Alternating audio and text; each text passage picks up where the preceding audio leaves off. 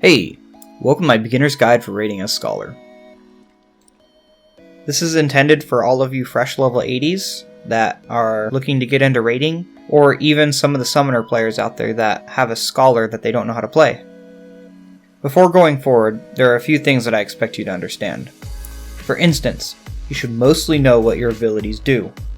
I'll speak about GCD and OGCD a lot. This means global cooldown and off global cooldown. Always keep your global cooldown rolling, and you should know that you can weave exactly 2 off global cooldown abilities after one instant spell. Never weave more than 2.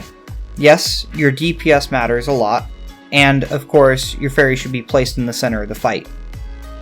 I know this is more obvious stuff, but let's get through it. Always maintain a 100% uptime on your dot. Aether Flow and Lucid Dreaming should be used on cooldown. As of the current patch, both of the fairies are exactly the same.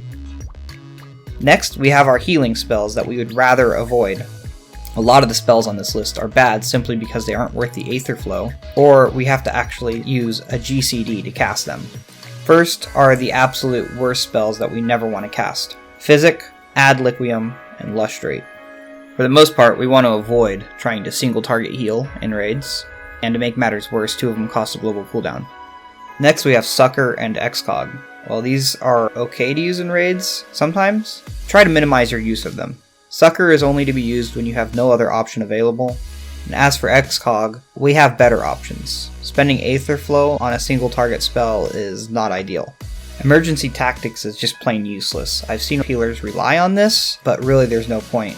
Its only real use is to let you cast Sucker twice in a row without overlapping the shields, but we've already decided that Sucker is a bad move and should be avoided.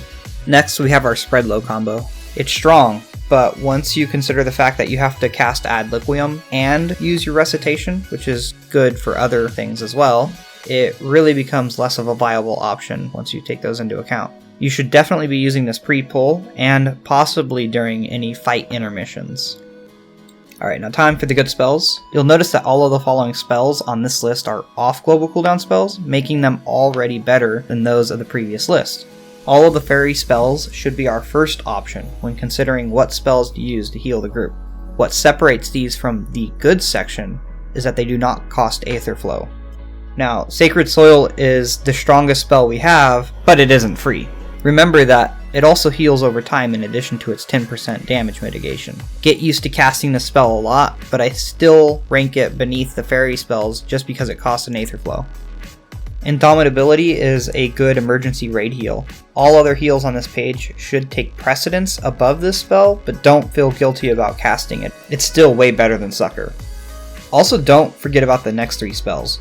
None of them cost Aether Flow, and all are off global cooldown, easily putting them on par with the other fairy abilities at the top of this page. Recitation should be used to give us a free Indomitability. Fey Illumination also mitigates 5% raid damage, don't forget about that. And also Fey Union is our best single target heal option. It's free, unlike Excog. And finally, on to DPS. Remember how I said that Sacred Soil is our strongest move? I take it back, it's Broil. How much damage we do mostly comes down to how many broils we can cast in a fight. Rune 2 is significantly worse, but it allows us to move and weave in our heals and utility. Energy Drain. This is what we spend our extra Aether Flow on. Okay, let's compare the damage of Rune 2 plus Energy Drain versus Broil. As you can see, the damage increase is not significant. Our advantage really comes from the fact that we get to cast a heal, not lose out on damage, and gain some mana back.